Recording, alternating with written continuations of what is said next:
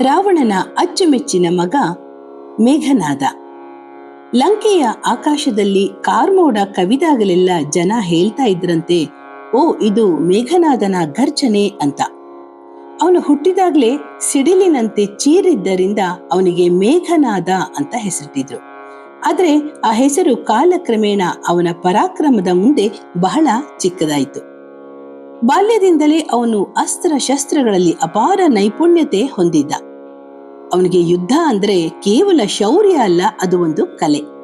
ಒಮ್ಮೆ ದೇವರುಗಳು ಲಂಕೆಯ ಶಕ್ತಿಯನ್ನು ಕುಗ್ಗಿಸಲು ಯತ್ನಿಸಿದಾಗ ಮೇಘನಾದ ರಣರಂಗಕ್ಕೆ ಧುಮುಕ್ತಾನೆ.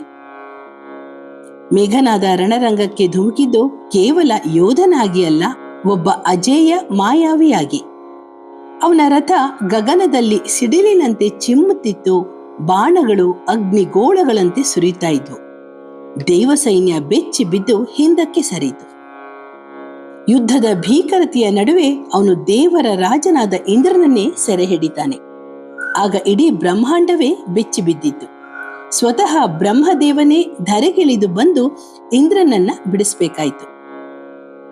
ಅಂದು ಬ್ರಹ್ಮ ಕೊಟ್ಟ ಬಿರುದೇ ಇಂದ್ರಜಿತ್, ಅಂದರೆ ಇಂದ್ರನನ್ನೇ ಗೆದ್ದವನು ಅಂತ ಅರ್ಥ.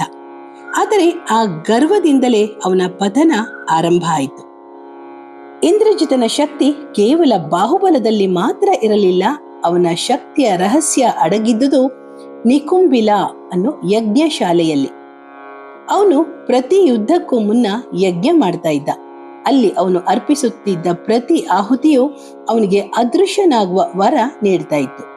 ಆ ಯಜ್ಞ ಪೂರ್ಣಗೊಂಡರೆ ಅವನನ್ನು ಯುದ್ಧದಲ್ಲಿ ಸೋಲಿಸುವುದು ಯಾರಿಗೂ ಅಸಾಧ್ಯ ಅಂತ ಇತ್ತು.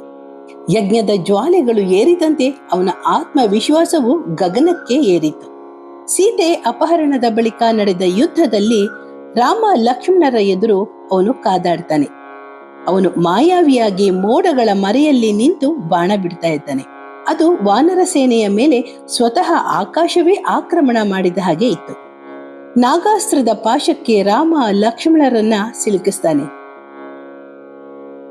ಆಗ ಇಂದ್ರಜಿತ್ ನಕ್ಕ ನಗುವಿನಲ್ಲಿ ಲಂಕೆಯ ಅಹಂಕಾರ ಮುಗಿಲು ಮುಟ್ಟಿತ್ತು.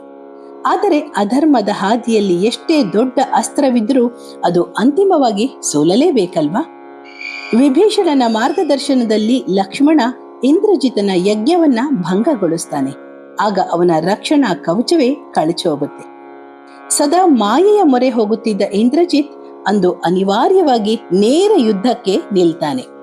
ಆಗ ಲಕ್ಷ್ಮಣನ ಬಾಣ ಅವನ ಎದೆಯನ್ನ ಸೀಳತ್ತೆ. ಕೆಳಗೆ ಬೀಳ್ತಾ ಇದ್ದ ಇಂದ್ರಜಿತನಿಗೆ ತಾನು ಗೆದ್ದ ಸಾವಿರಾರು ಯುದ್ಧಗಳ ನೆನಪಾಗತ್ತೆ. ಆಗ ಅವನಿಗನ್ಸತ್ತೆ, ಯಜ್ಞದ ಹೊಗೆಯಂತೆ ಅಹಂಕಾರವು ಮನುಷ್ಯನ ಕಣ್ಣನ್ನ ಮುಚ್ಚಿಸುತ್ತೆ.